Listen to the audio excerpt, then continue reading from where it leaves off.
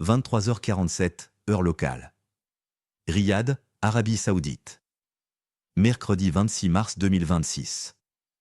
Les gyrophares bleus du système de défense aérienne saoudien Patriot PAC-3MS clignotent sur les écrans de la salle de commandement de la Royal Saudi Air Defense Force, enterrée à 40 mètres sous le désert de Najd.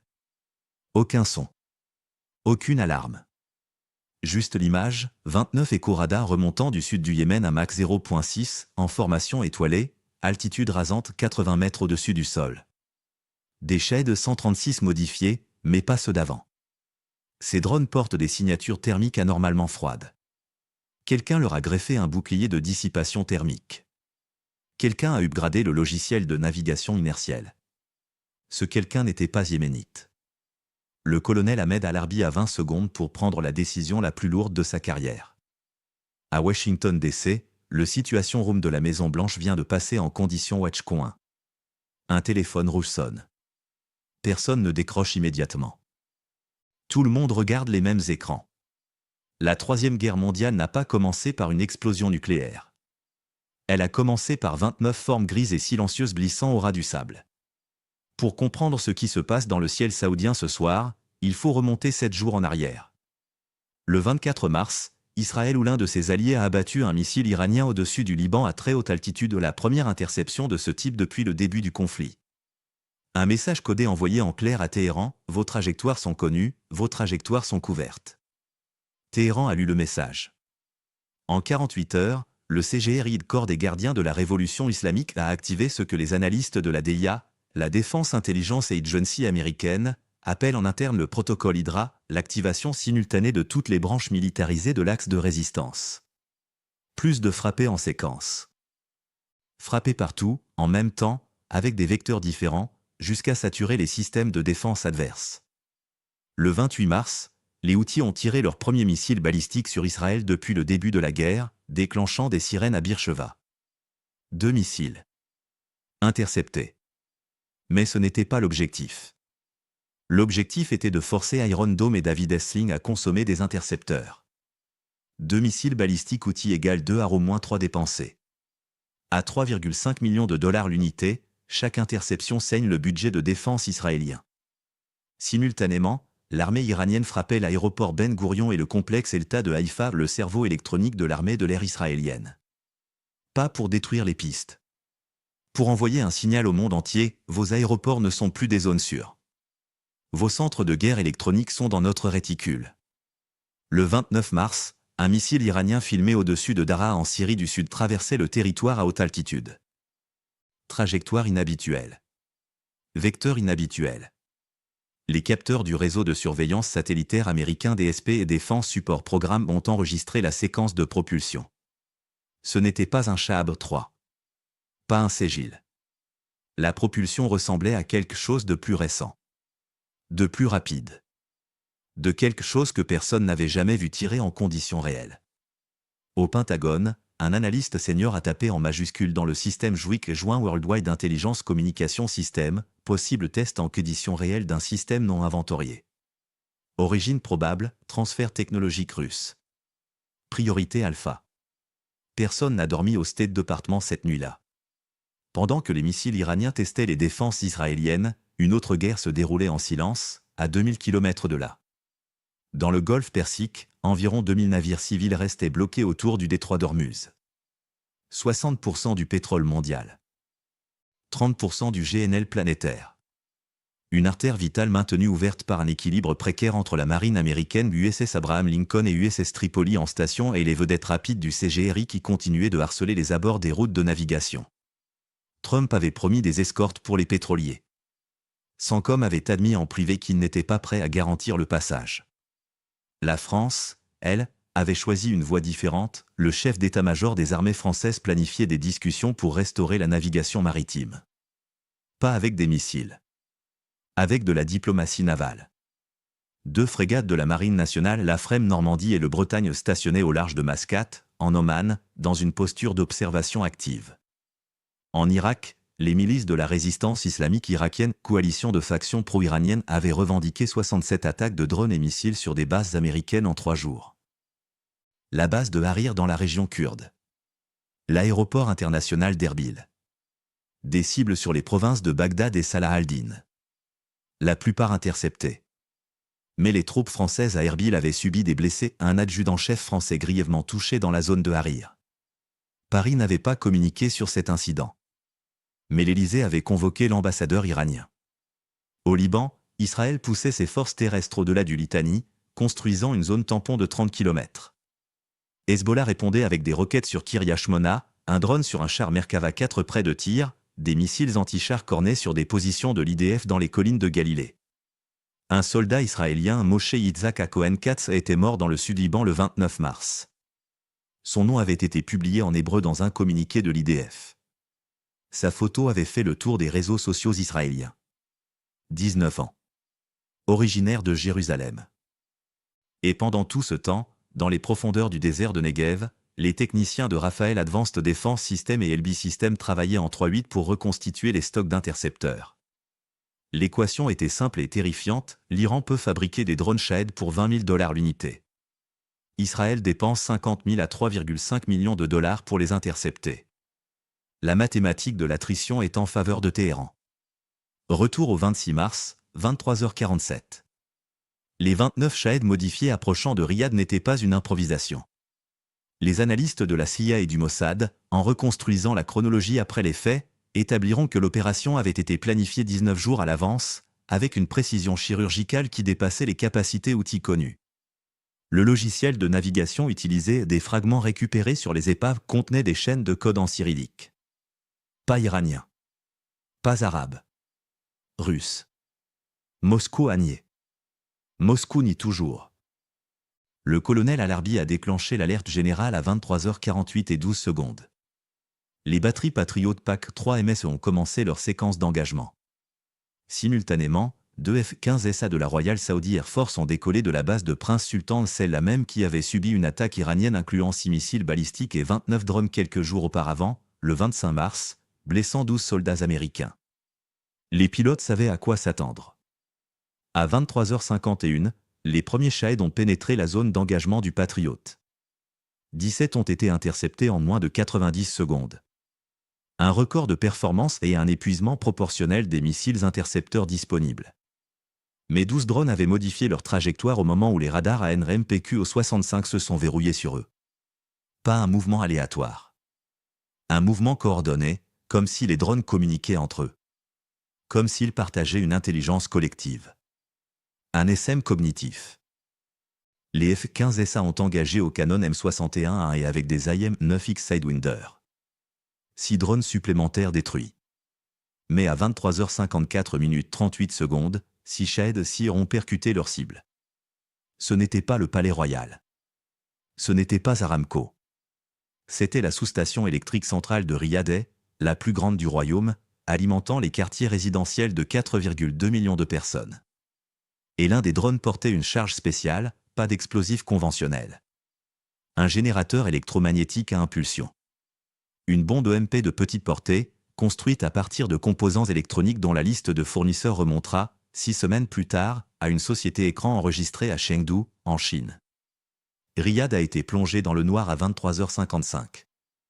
Simultanément, dans le Situation Room de Washington, dans la War Room du IDF Southern Command, et dans le bureau de l'Élysée, 3 commandements alliés ont reçu le même flash de renseignements en temps réel. Minuit 2, heure de Washington. Le président des États-Unis a été réveillé. Trump a demandé 2 choses, combien de morts, et où est l'opérateur? Combien de morts? 5 civils saoudiens carbonisés dans un véhicule bloqué dans un tunnel sans alimentation de secours. 43 blessés. Un chiffre miraculeusement bas pour une mégalopole de 6 millions d'habitants. Les générateurs de secours des hôpitaux avaient tenu. Où est l'opérateur? C'était la question à $1 milliard. L'origine physique du signal de coordination des drones avait été triangulée par 2 satellites SIGIN américains, un KH-13 en orbite polaire et un PAN satellite de General Dynamics comme provenant d'une position dans la mer d'Arabie, à 340 km au sud-est d'Oman. Pas une côte. Pas une base. Un navire. Minuit 14. USS Abraham Lincoln Strike Group, mer d'Arabie. Le contre-amiral commandant la CSGE-3 a reçu les coordonnées du navire émetteur. Croisement avec la base de données ISO Automatic Identification System, le système GPS des navires civils. Le bâtiment s'identifiait comme un cargo battant pavillon panaméen. Mais son profil de déplacement sur les 72 dernières heures était incompatible avec un cargo commercial. Il avait maintenu une position quasi stationnaire.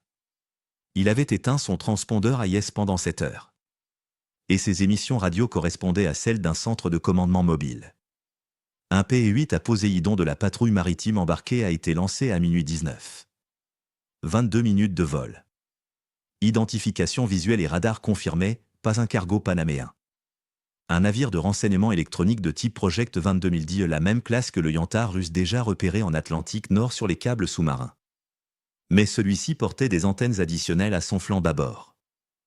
Des antennes qui ressemblaient, selon les photos du Poséidon, à celles du système de relais de commandement de drone Pion NTC, exporté par la Russie à personne officiellement. Mais au service de renseignement de 4 nations depuis le 1er mars. Moscou a nié. Comme toujours. Minuit 31. Décision du National Security Council. Trump avait 2 options. Frapper le navire. Ou avertir le navire. Marco Rubio a plaidé pour l'avertissement.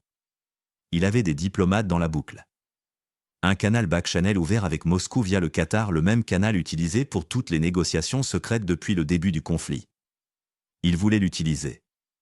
Le secrétaire à la défense Pete Hegseth avait dit 3 mots, Destroy the asset. Trump avait choisi une 3e voie. Une voie qu'aucun des deux n'avait anticipée. Minuit 38. 4 Tomahawk Block V lancés depuis le destroyer USS Carney, mer d'Arabie. Pas sur le navire. Sur les 4 antennes de relais externes que le navire avait déployées à la surface de l'eau, des bouées de communication flottantes qui formaient un réseau de relais entre lui et les opérateurs de drones. Les bouées. Pas le navire. La chirurgie la plus précise de toute la guerre. Le navire était intact. Son équipage était vivant.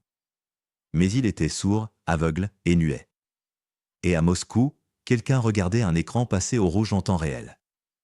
À 1h04, heure de Paris, le président de la République a convoqué le chef d'état-major des armées et le directeur de la DGSE dans la salle de crise de l'Élysée. Sur la table, la liste des composants EMP récupérés à Riyad.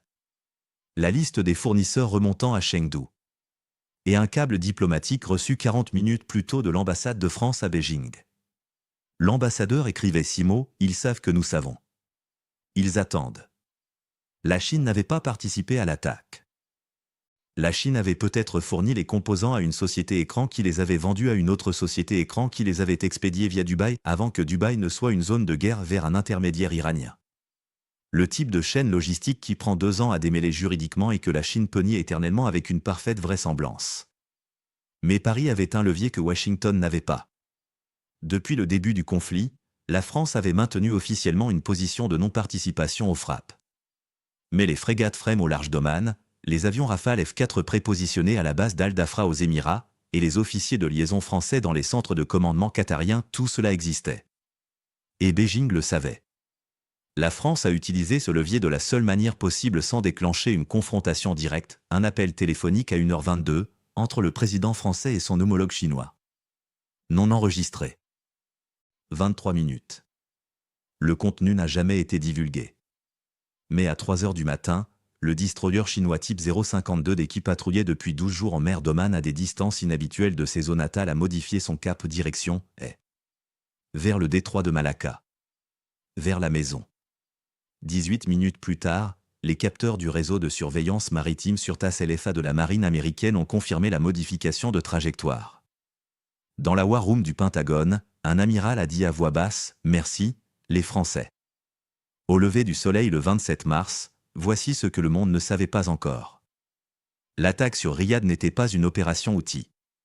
Elle était outil en façade, iranienne en conception, assistée par des technologies dont la chaîne d'approvisionnement remontait à 2 membres permanents du Conseil de sécurité de l'ONU, un qui nie, un qui se tait.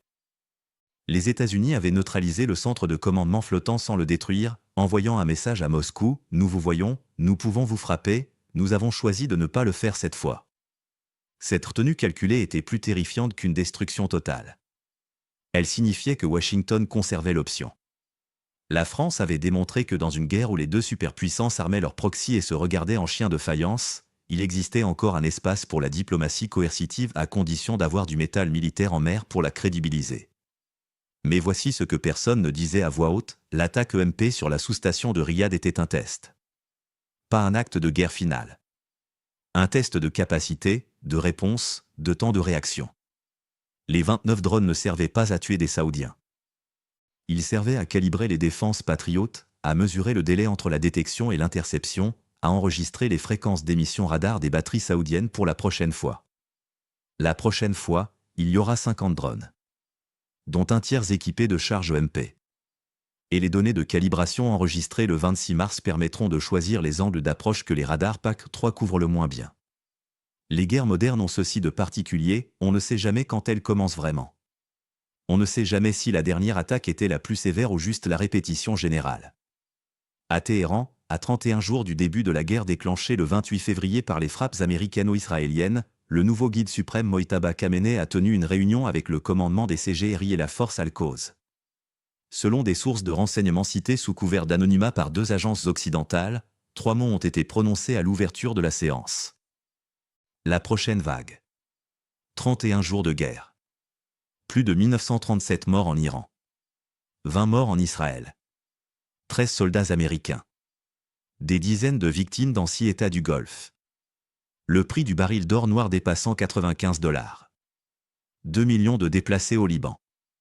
Une sous-station électrique de Riyad en cendres. Un navire de renseignement russe rendu nué par 4 missiles de précision. Et un destroyer chinois rentrant silencieusement chez lui après un coup de téléphone de 23 minutes dont personne ne connaît le contenu. Ce n'est pas la fin de la guerre. Ce n'est peut-être même pas le milieu. Vous venez de voir comment la Troisième Guerre mondiale ne ressemble pas au film. Elle ressemble à ça, des bouées flottantes, des codes cyrilliques dans des épaves de drones, des appels téléphoniques sans enregistrement, et des générateurs de secours qui tiennent ou ne tiennent pas. La question qui vous empêchera de dormir ce soir n'est pas « Est-ce que cette guerre peut s'arrêter ?» La question est « Qui décide, à minuit 38 du matin, entre la destruction et l'avertissement et qu'est-ce qui se passe le jour où cet homme-là se trompe de bouton ?» Commentez. Partagez. Et posez-vous cette question, si les drones reviennent demain soir, votre pays est-il prêt? Script basé sur des événements réels documentés entre le 24 et le 31 mars 2026. Les reconstructions tactiques nocturnes et les dialogues de commandement sont des extrapolations dramatisées à partir des données publiques disponibles.